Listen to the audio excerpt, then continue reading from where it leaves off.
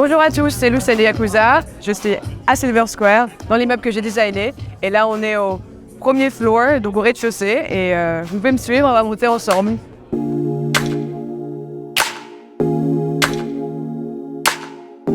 Tout l'immeuble est basé sur une histoire que j'ai écrite pour enfants, qui est un espèce un conte, donc imaginaire. Et là, on est dans la fin du conte, en fait. On est au moment où la petite fille, la petite princesse du conte qui s'appelle Ariep, a mangé un champignon qui lui a donné des hallucinations. Et là, c'est son œil qui s'ouvre.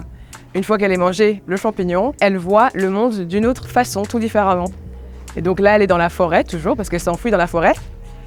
Et maintenant, la forêt a toutes ses formes un peu psychédéliques, tous ces visages qui la regardent. Et donc là, on est au premier étage. J'ai plusieurs préférés. Je dirais que c'est la forêt de champignons qui a été construite par Lars. Ce qui est incroyable, c'est des designers, constructeurs qui travaillent avec des gros festivals. Il nous a aidé vraiment à faire les plus grosses pièces qui sont très compliquées à faire, franchement, et avec une précision et des détails qui sont subjugants.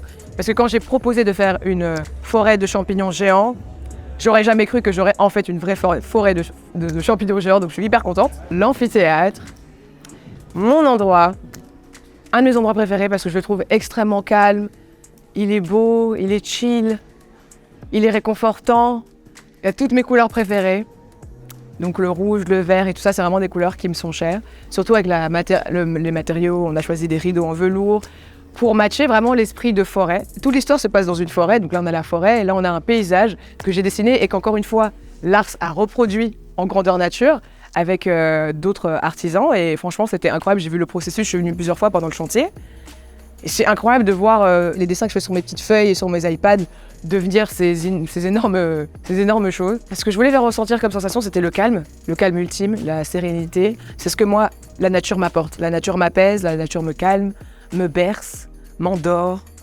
C'est l'endroit où j'aimerais bien vivre. J'aimerais bien vivre dans une forêt, dans une petite cabane. Et donc ça représente en fait l'endroit où termine le conte. C'est l'histoire d'une petite princesse qui s'appelle Ariep dans le royaume Akirfa et elle parle à des amis imaginaires et du coup les gens de la cour dans le royaume commencent à se dire « Oh regardez la fille du roi et de la reine, elle est complètement folle, elle parle toute seule » et donc le roi et la reine un peu embêtés décident de enfermer ses amis imaginaires en prison.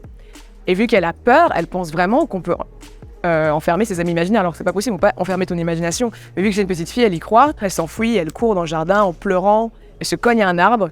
Et elle pleure au pied de l'arbre, et en fait cet arbre est en fait un énorme champignon, et l'énorme champignon lui dit « Arrête de pleurer, et tout ira bien si tu mords dans mon chapeau ».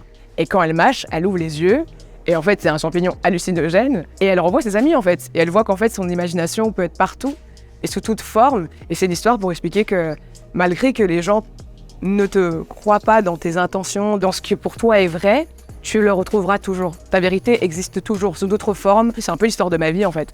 Que toute ma vie, on m'a dit que j'étais un peu folle dans ce que j'entreprenais, comme quand j'ai dit que j'allais faire un building à 22 ans, et qu'aujourd'hui, je suis contente à 26 ans de voir ce résultat et de jamais lâcher l'affaire. Le meilleur endroit sur Terre, c'est dans ma tête, et c'est le plus gros cadeau, je trouve, qu'on a pu donner à l'individu humain, quoi.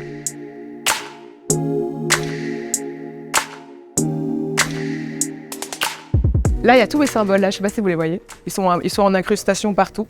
C'est le symbole que j'ai sur le front, dans l'autre sens. Je voulais laisser mon empreinte, comme je pense tous les artistes d'art plastique font. Alors, ici, on est dans une toilette. Voilà. C'est toi. Ouais, c'est moi et mon collectif Lucky Loser. Je voulais en fait offrir plein de trucs à penser aux toilettes. Et donc là, j'ai écrit un de mes mots préférés, freedom, qui veut dire liberté. La liberté éternelle. J'ai écrit plein de choses, j'ai écrit les noms de mes mangaka préférés, j'ai fait des tags, des dessins.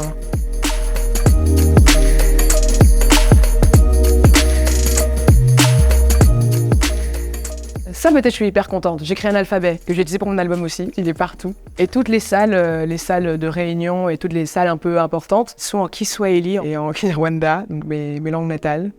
Et donc à chaque fois il y a des éléments, donc les feuilles, l'eau, l'air, etc. Tous les trucs qui sont en rapport avec l'histoire, le petit conte.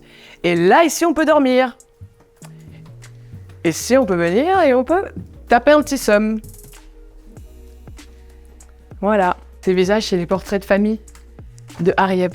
C'est tous les gens comme Ariep qui ont mordu dans un champignon et qui sont entrés dans l'hallucination et dans la créativité. Je précise, je n'ai jamais pris de champignon hallucinogène, donc ce n'est que mon interprétation de ce que je pense qu'un champignon hallucinogène peut faire. Mais le champignon ici n'est que la métaphore de se retrouver soi, quoi, retrouver son imagination. C'est pas pour faire l'apologie de quelconque drogue.